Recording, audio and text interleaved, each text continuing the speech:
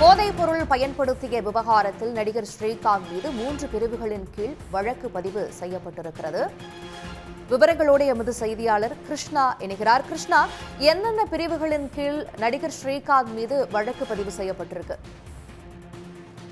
நிச்சயமாக ஏற்கனவே போதைப் பொருள் சப்ளை செய்த விவகாரம் தொடர்பாக பிரதீப் ஜான் ஆகிய இருவரை நுங்கம்பாக்கம் போலீசார் கைது செய்திருந்தார்கள்.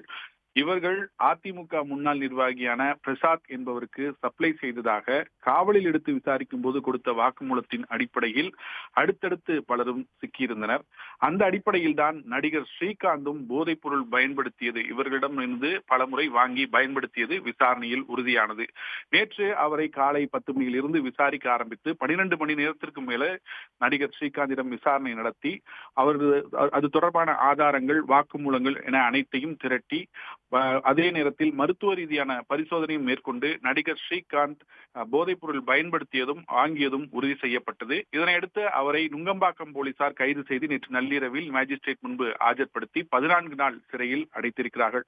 முக்கியமாக இந்த வழக்கில் நடிகர் ஸ்ரீகாந்த் ஏன் கைது செய்யப்பட்டிருக்கிறார், அவருக்கு என்னென்ன சட்டப்பிரிவுகளின் கீழ் அவருக்கு வழக்கு என்பது பாய்ந்திருக்கிறது என்று பார்க்கும் பொழுது NDPS எனப்படும் நார்காட்டிக் ட்ரக்ஸ் சைக்கோதெரபிக் சஸ்பென்ஸ், அதாவது போதைப் பொருள் தடுப்பு சட்டத்தின் கீழ் இவர் வழக்கு என்பது பதிவு செய்யப்பட்டிருக்கிறது. குறிப்பாக 3 பிரிவுகளின் கீழ் வழக்கு என்பது பதிவு செய்யப்பட்டிருக்கிறது. NDPS ஆக்ட் 8C என்ற அடிப்படையில் பார்க்கும் பொழுது தடை செய்யப்பட்ட போதைப் பொருளை வைத்திருந்தாலோ விற்பனை செய்தாலோ பயன்படுத்தினாலோ அது அந்த சட்டப்பிரிவின் கீழ் அவருக்கு தண்டனைக்குள் வழங்க முடியும். அந்த அடிப்படையில் தான் ஸ்ரீகாந்த் மீது இந்த சட்டப்பிரிவு போடப்பட்டிருக்கிறது. அதே நேரத்தில் NDPS ஆக்ட் 22B என்ற சட்டப்பிரிவின் கீழ் மிக குறைந்த அளவிலான போதைப் பொருள் என்றாலும் சரி, அதே நேரத்தில் வணிக அளவிற்கு அதிக அளவில் வைத்திருந்தாலும் சரி, அதற்கு இடைப்பட்ட பகுதியில் ஒரு சில கிராம்கள் கூட கையில் வைத்திருந்தால் கூட அது சட்டப்படி குற்றம் என்ற ஒரு சட்டப்பிரிவு இருக்கிறது. அதன் அடிப்படையிலும் மேலும் இது போன்ற போதைப் பொருள் விவகாரத்தில் தொடர்பு மேற்கொண்டு அதில் பங்கு பெற்றவராகவும் நடிகர் ஸ்ரீகாந்த் இருக்கிற காரணத்தினால் இந்த 3 பிரிவுகளின் கீழ் வழக்கு என்பது அவர் மீது பாய்ந்திருப்பதாக காவல்துறை தரப்பில் தெரிவிக்கப்பட்டிருக்கிறது. ஏற்கனவே பிரதீப் ஜான் என்பவர் A1 A2, அதாவது முதல் குற்றவாளி, இரண்டாவது குற்றவாளியாக இருக்கும் நிலையில் 3வது குற்றவாளியாக தற்போது நடிகர் ஸ்ரீகாந்த் சேர்க்கப்பட்டிருக்கிறார்.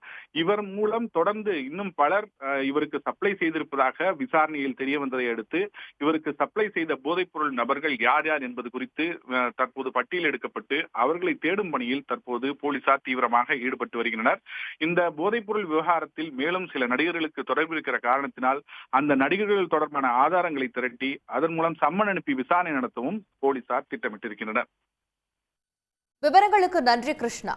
உடனுக்குடன் செய்திகளை தெரிந்து கொள்ள சன் நியூஸ் பெல் ஐகானை கிளிக் பண்ணுங்க.